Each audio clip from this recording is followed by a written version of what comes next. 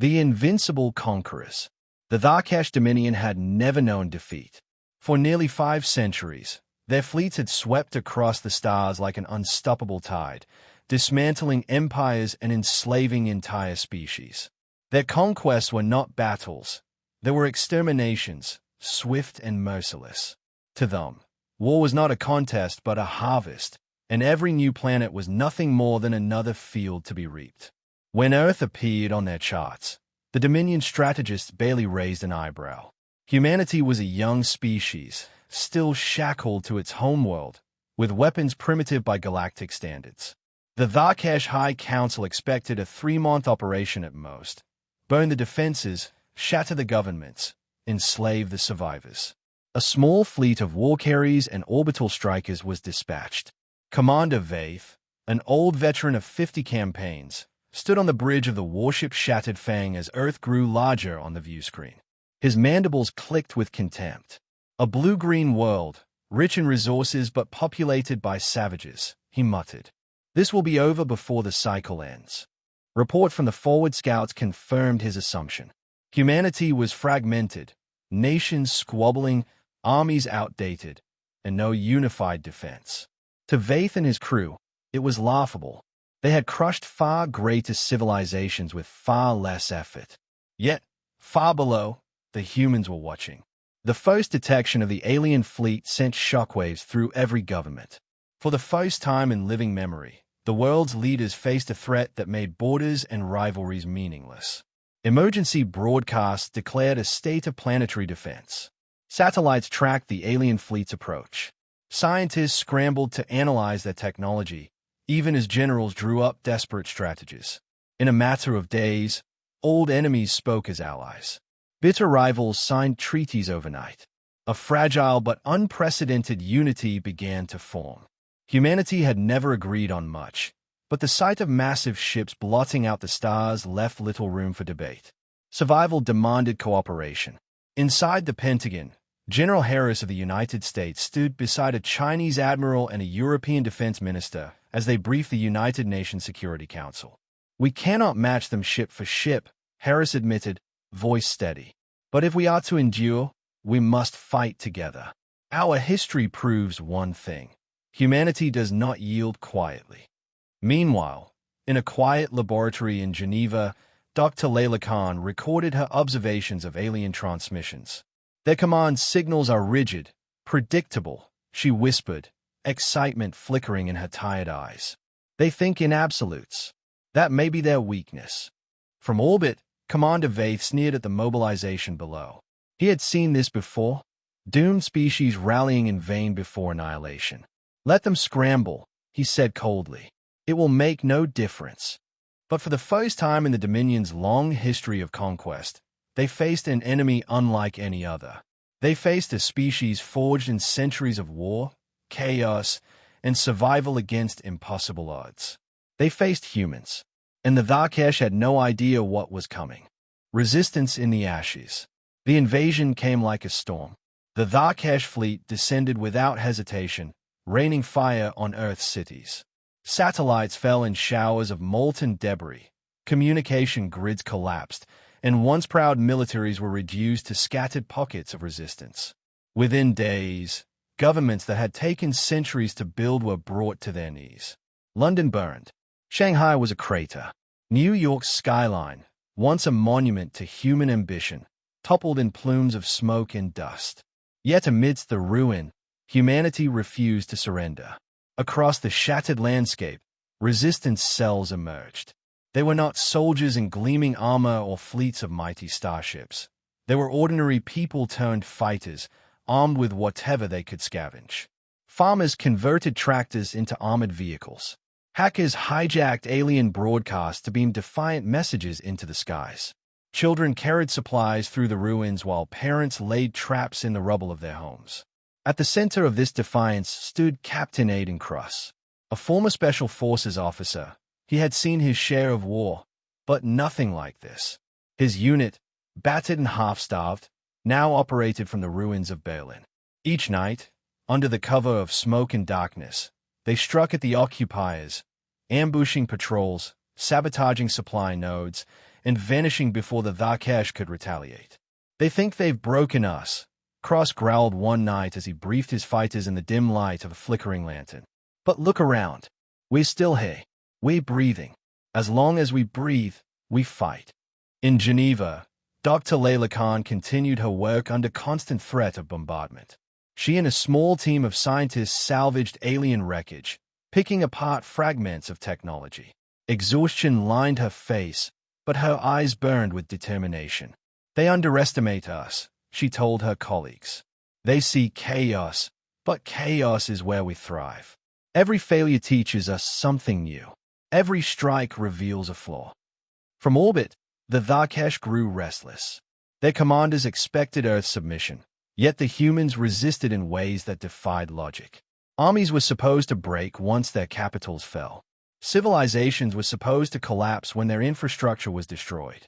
But these humans fought harder the more they lost. Commander Vaith snarled as another report arrived. A convoy ambushed in South America, a command post overrun in Africa, another warship damaged by stolen human munitions. "Animals," he hissed. "They fight like cornered beasts. There is no order, no honor, no surrender. Only rage." And still the resistance spread. In the ashes of their ruined cities, humanity discovered a grim unity. No longer divided by borders or ideologies, they fought for a single cause: survival. Their world was burning, but from that fire rose a defiance stronger than the Dominion had ever known. What the Tharkash failed to understand was simple: destruction only hardened human resolve. The more Earth burned, the more fiercely its people fought, and the ashes became the birthplace of hope. Turning the tide. For months, Earth burned beneath the shadow of the Tharkash fleet. Yet in the darkness, the seeds of defiance had taken root. What began as scattered bands of fighters had grown into an organized resistance, united not by nations but by survival. The breakthrough came in a bunker deep beneath the ruins of Geneva. Dr. Layla Khan stared at a flickering screen, her hands trembling with exhaustion and exhilaration. After weeks of dissecting alien wreckage and intercepting encrypted signals, she had discovered it: a flaw in the Tharkash Command AI.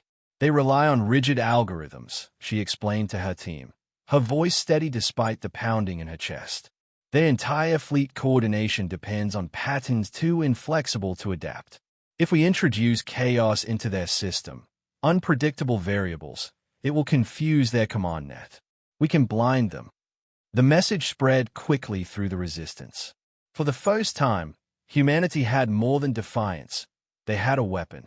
Captain Aiden Cross led the first strike.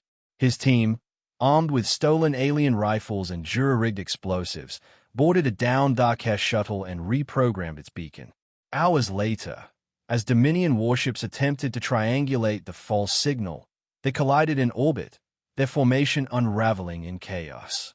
The humans had found a way to turn the enemy's strength into weakness. News of the victory spread like wildfire. Across the globe, resistance cells coordinated their attacks with Khan's algorithms, striking in unpredictable patterns that the Dominion AI could not comprehend. Ambushes turned into routes. Sabotage missions crippled supply lines. Entire battalions of aliens withdrew in confusion, their once perfect coordination collapsing under the weight of human unpredictability. In orbit, Commander Vaith watched the chaos unfold with disbelief. His ships, once a flawless blade, now slashed wildly against shadows. "Impossible," he growled. No primitive species could pierce the Dominion's command net. But the reports were undeniable. Losses mounted, and for the first time in his long career, Vaith felt the stirrings of doubt. The turning point came during the Battle of Earth orbit.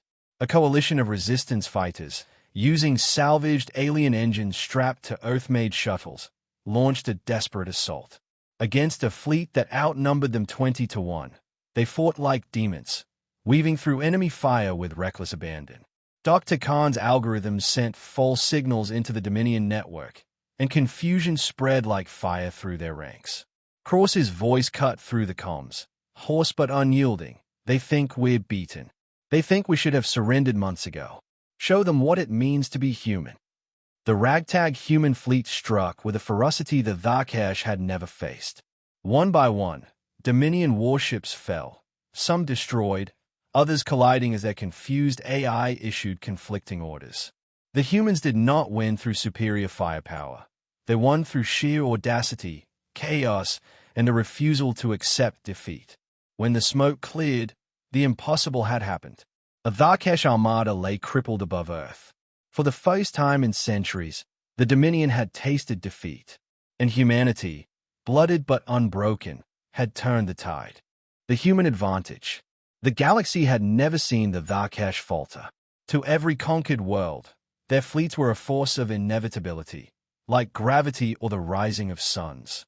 But now, above the battered cradle of humanity, the impossible had happened. The Dominion's armada was broken.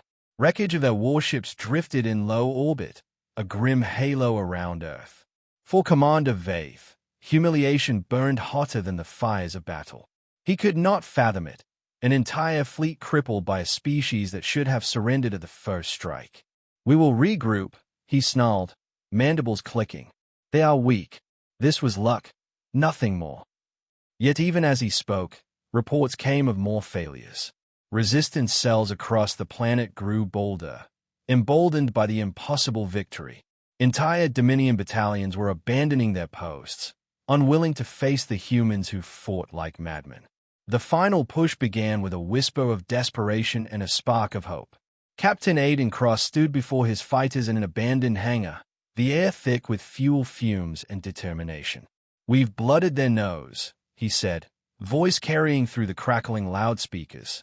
"But to win, we need to cut off the head. The command ship, their flagship, controls what's left of their forces. If we take it, we end this." It was a suicide mission, and everyone knew it. Yet not a single fighter turned away. Humanity had already endured the unendurable. Another impossible challenge was nothing new. Dr. Layla Khan watched from the command center as the ragtag fleet launched. Her algorithms disrupted the Dominion's coordination, sowing chaos before the humans even arrived. Cross's strike team, flying in stolen shuttles patched together with human ingenuity, broke through the flagship's defenses in a storm of fire and steel. The battle was brutal. Alien corridors echoed with the clash of gunfire and the roar of grenades. Cross led the charge, every step forward bought with blood. One by one, his team fell, but still they pushed on. The Tharkesh fought with discipline. The humans fought with desperation, fury, and the knowledge that there was no retreat. At last, they reached the command core. Vaith himself stood there, towering and armored, his voice filled with contempt. "You cannot win. You are a lesser species. You survive only by accident." Cross leveled his rifle, battered and blooded but unbroken. "You're wrong," he said. "We win because we refuse to lose." And with a final, defiant shot, he brought the commander down. The flagship's systems collapsed. Across the skies, Dominion ships faltered, leaderless and blinded. Within hours, the once invincible armada retreated, leaving Earth scarred but unconquered. For the first time in history, the Tharkesh Dominion had been defeated. As the battered survivors gathered in the ruins of their world, Dr. Khan addressed them in a broadcast carried across every surviving channel. They came with strength, with discipline, with power beyond measure. And still, they failed. Do you know why? Because the human advantage is not our weapons, not our numbers, not even our intelligence. Our advantage is that we endure. We adapt. We fight. We rise when others fall. That is why we always win. And across the broken earth, humanity lifted its head, not in triumph, but in unyielding defiance, ready for whatever the galaxy dared to send next.